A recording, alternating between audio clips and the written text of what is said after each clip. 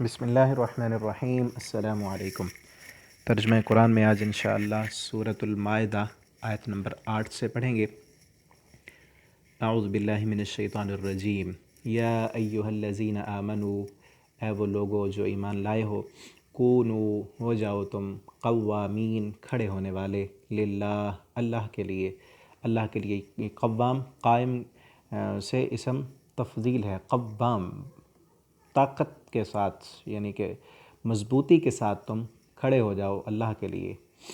شہداء للہ، گواہ بن جاؤ تم، شہداء گواہ بن جاؤ، بالقسط، انصاف کے ساتھ گواہی دینے والے۔ اور یہ پیچھے ہم یہی مضمون سورۃ النساء آیت نمبر 135 میں پڑھ چکے ہیں کہ اللہ رب العالمین کے لیے تم نے گواہی دینی ہے اور عدل و انصاف پر فیصلہ کرنا ہے۔ اور یہاں بھی یہی کہا کہ تم انصاف کرنے والے بن کے کھڑے ہو جاؤ۔ اور اکثر ہمارے حالات میں، معاملات میں کیا ہوتا ہے، انصاف کرنے والے نہیں ملتے، ادھر ادھر کے دوسروں کے مفادات حل کرنے والے ملتے ہیں، فیصلہ کرائیں گے، لیکن کس کے لیے؟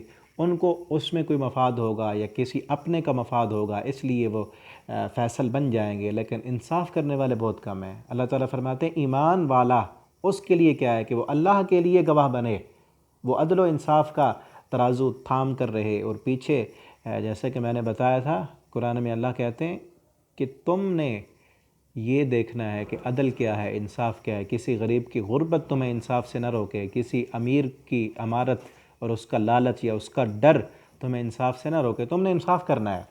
اور یہاں مزید وضاحت کی، وَلَا يَجْرِمَنَّكُمْ، نہ ابھارے تمہیں، شنآن، دشمنی، قوم، کسی قوم کی، کس بات پر؟ علی، اس بات پر، اللہ تعدلوا، کہ تم انصاف نہ کرو، تم عدل نہ کر سکو۔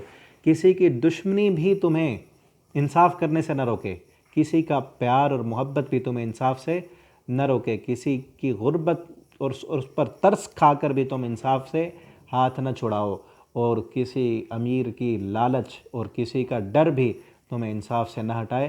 تم نے اللہ کو دیکھنا ہے، اللہ کو جان دینی ہے، اللہ کا ڈر تمہارے دل میں ہو، تم نے انصاف کرنا ہے۔ اعدلوا، عدل کرو، هو اقرب للتقوی، یہ بہت قریب ہے تقوی کے۔ واتقوا اللہ، اللہ سے ڈر جاؤ۔ ان اللہ، بے شک اللہ تعالیٰ، خبیر، خبردار ہیں، بما تعملون، جو تم عمل کرتے ہو، تمہاری ایک ایک عمل کی اللہ رب العالمین کو خبر ہے۔ تم نے عدل و انصاف کرنا ہے، اور نبی کریم صلی اللہ علیہ وسلم کے نزدیک عدل اور عدل کی گواہی، یہاں ہے عدل کی گواہی دینی ہے، تم نے انصاف کی گواہی دینی ہے۔ شہداء بالقسط، عدل کے گواہ بن جاؤ۔ اور جہاں عدل نہیں ہے، انصاف نہیں ہے، ظلم ہو رہا ہے اور تم اسے روک سکتے ہو تو روکو، ورنہ اس کے گواہ نہ بنو۔ نبی کریم صلی اللہ علیہ وسلم کے پاس ایک صحابی آئے اور انہوں نے آ کر کہا کہ میرے باپ نے مجھے تحفہ دیا ہے، عطیہ دیا ہے، اور میری والدہ نے کہا ہے کہ اس تحفے پر آپ صلی اللہ علیہ وسلم، آپ جب نبی کریم صلی اللہ علیہ وسلم کو گواہ نہیں بنائیں گے نا تو میں راضی نہیں ہوں گی۔ تو آپ صلی اللہ علیہ وسلم نے، وہ آپ صلی اللہ علیہ وسلم کی خدمت میں آیا تو آپ نے ان سے پوچھا، کیا آپ نے اپنی ساری اولاد کو یہ گفٹ دیا ہے، یہ تحفہ سب کو دیا ہے، یہ ایک کو دیا ہے؟ تو وہ کہنے لگا، نہیں، میرے پاس اتنا تو نہیں ہے، میں نے اپنے ایک بچے کو یہ تحفہ دیا ہے، سب کو تو نہیں دیا۔ تو آپ صلی اللہ علیہ وسلم نے فرمایا، اللہ سے ڈرو اور اپنی اولاد میں انصاف کرو، جو گفٹ دیا ہے ایک کو تو سب کو اتنا دو، برابر دو۔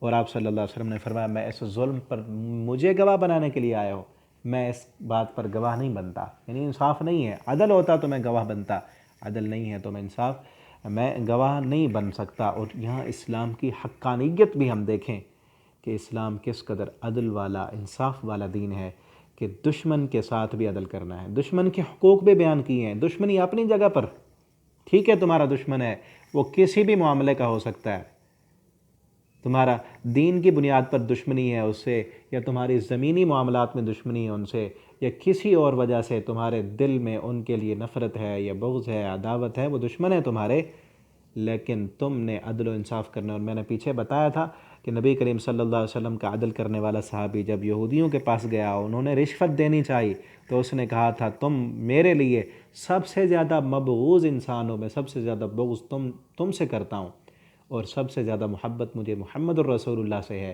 لیکن میں تمہارے اس نفرت کی وجہ سے یا نبی صلی اللہ علیہ وسلم کی محبت کی وجہ سے عدل کا دامن نہیں چھوڑوں گا، میں عدل و انصاف کروں گا۔ اور مزید یہاں آگے دیکھیں، وعد اللہ، وعدہ کیا اللہ تعالیٰ نے، اللہ رب العالمین نے وعدہ کیا کن لوگوں سے؟ الذین، ان لوگوں سے، آمنوا جو ایمان لائے، وعملوا الصالحات، اور انہوں نے نیک عمل کیے۔ کس چیز کا وعدہ؟ لہم مغفرہ، ان کے لیے مغفرت ہے، واجر عظیم، اور بہت بڑا اجر ہے۔ تم دنیا میں نہ دیکھو، دنیا میں کیا ہوتا ہے، عدل سے کیوں بندہ دامن انصاف کرنے سے پیچھے کیوں ہٹتا ہے؟ کیونکہ اسے لالچ ملتا ہے۔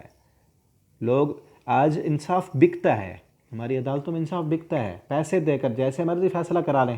اللہ تعالیٰ فرماتے ہیں تم دنیا کے لالچ میں نہ آؤ، تم نے اللہ کے لیے گواہی دینی ہے اور اللہ کی رضا کو مقدم رکھنا ہے۔ عدل و انصاف کا دامن اگر تم نے پکڑے رکھا تو دنیا میں پھر کیا ہوگا؟ دنیا میں کچھ نہیں ملے گا، باتیں بھی سننی پڑیں گی، الٹا لوگ تمہارے فیصلے پر اعتراض بھی کریں گے۔ کیا کہیں گے؟ کہ ان سے مفاد ہوگا اس لیے ان کے حق میں فیصلہ کیا ہے۔ چاہے بندہ عدل و انصاف پر بھی فیصلہ کرے نا تو پھر بھی باتیں سننی پڑتی ہیں۔ اللہ تعالیٰ کہتے ہیں یہ دنیا کی باتیں سن لو لیکن عدل کرو، انصاف کرو، ایمان اور انصاف کا دامن نہ چھوڑو، تو میں نے ایسے اپنے مومن بندوں کے لیے مغفرت کا بھی اعلان کیا ہے اور اجر عظیم کا بھی وعدہ کیا ہے۔ دنیا والے اپنے حق میں فیصلہ کرانے کے لیے بڑی بڑی آفریں دیتے ہیں، جتنا بڑا فیصلہ ہو اتنے بڑے تحفے اور گفٹ دیے جاتے ہیں اور بڑے بڑے آفر جو ہے نا وہ دی جاتی ہیں۔ اللہ تعالیٰ فرماتے ہیں میں تمہیں کہہ رہا ہوں تم نے عدل کرنا ہے اور انصاف کرنا ہے اور عدل کے گواہ بننا ہے اور اللہ رب العالمین کی رضا کے لیے تم نے فیصلے کرنے ہیں، تو میں نے ایسے اپنے بندوں کے لیے مغفرت کا بھی اعلان کر رکھا ہے اور بہت بڑا اجر ہے۔ دنیا کے ان فائدوں سے کہیں لاکھوں ہزاروں گنا بڑا دنیا اس کے مقابلے میں اس کی کوئی حیثیت ہی نہیں۔ والذین، اور وہ لوگ کفروا جنہوں نے کفر کیا، کس سے کفر کیا؟ عدل نہیں کر سکے، انصاف نہیں کیا، دنیا کے مفادات کے پیچھے چل پڑے۔ وکذبوا بآیاتنا، ہماری آیتوں کو جھٹلا دیا۔ ایک جھٹلانا زبان سے ہوتا ہے اور ایک جھٹلانا عمل سے جھٹلا دیا۔ اللہ کہتے ہیں عدل کرنا، انصاف کرنا ہے۔ کوئی بھی دنیا کا مفاد، دنیا کا لالچ، دنیا کا ڈر تمہیں عدل و انصاف سے نہ روک سکے۔ تم نے عدل کرنا ہے، انصاف کرنا ہے، اپنے شاگردوں کے درمیان، اپنی اولاد کے درمیان، یا کوئی بھی فیصلہ کرانے کے لیے آیا ہے تمہارے پاس اختیار ہے، قوت ہے، طاقت ہے، تو تم نے کسی امیر کو بھی نہیں دیکھنا، کسی غریب کو بھی نہیں دیکھنا، کسی عہدے دار کو بھی نہیں دیکھنا، تم نے عدل اور انصاف کرنا ہے۔ اب جو بندہ نہیں کرتا وہ ڈاواڈول ہو جاتا ہے، دنیا کے مفادات میں آ جاتا ہے، ایسے سمجھو اس نے اللہ کی اس آیت کو پس پشت ڈال دیا۔ اللہ تعالیٰ فرماتے ہیں اولئک اصحاب الجحیم، یہی لوگ ہیں جہنم کے ساتھی، یہی لوگ جہنم میں جانے والے ہیں۔ یا ایھا الذین آمنوا، اے وہ لوگو جو ایمان لائے ہو، اذکروا نعمت اللہ، یاد کرو تم اللہ کی نعمت کو، علیکم جو اس نے تم پر کی۔ کیا نعمت؟ اذ ہم قوم، جب ارادہ کر لیا تھا ایک قوم نے، کس بات کا ارادہ؟ ان یبسطوا، یہ کہ وہ پھیلائیں، الیکم تمہاری طرف، ایدیہم، وہ اپنے ہاتھ تمہاری طرف پھیلائیں اور تمہیں قتل کرنے کا ارادہ کیا تھا۔ فکف ایدیہم عنہم، پس روک دیا اللہ نے ان کے ہاتھوں کو تم سے۔ اس آیت کے شان نزول میں نا مفسرین نے کئی واقعات بیان کیے ہیں۔ مثلا یہ اصل کیا ہے کہ آپ صلی اللہ علیہ وسلم کو قتل کرنے کا ارادہ کیا تھا، بعض لوگوں نے پلان بھی بنائے اور اللہ تعالیٰ نے بچا لیا۔ ایک واقعہ کہ آپ صلی اللہ علیہ وسلم ایک سفر سے واپس آئے تو پڑاؤ کیا، آپ ایک دور درخت کے سائے میں جا کر آرام کرنے لگے، تو آپ نے اپنی تلوار درخت پر لٹکا دی اور آپ نیچے سو گئے۔ وہاں پر ایک دیہاتی آیا اور اس نے تلوار پکڑی اور آپ کو جو ہے نا اٹھایا اور کہنے لگا من یمنعک منی، اے محمد صلی اللہ علیہ وسلم آپ کو میرے ہاتھ سے کون بچائے گا؟ آپ نیند سے اٹھے ہیں اور تلوار اس کے ہاتھ میں ہے، موت سامنے ہے، لیکن آپ گھبرائے نہیں، بالکل آپ پورے یقین اور اطمینان میں ہیں، سکون میں ہے اور پورے کانفیڈنس کے ساتھ آپ نے کہا اللہ یمنعنی، میرا رب مجھے بچائے گا، اور کون بچائے گا؟ میرا رب میرے ساتھ ہے، وہ مجھے بچائے گا۔ اب وہ جو عربی بدو تھا اس نے دیکھا کہ اسے تو کوئی خوف ہی نہیں ہے، موت سامنے ہے، پھر بھی ڈر نہیں رہے اور اتنے اطمینان کے ساتھ انہوں نے کہا اللہ مجھے بچائے گا، ہاں اللہ، تو اس کے ہاتھ کانپنے لگے، وہ ڈر گیا اور تلوار اس کے ہاتھ سے گر گئی۔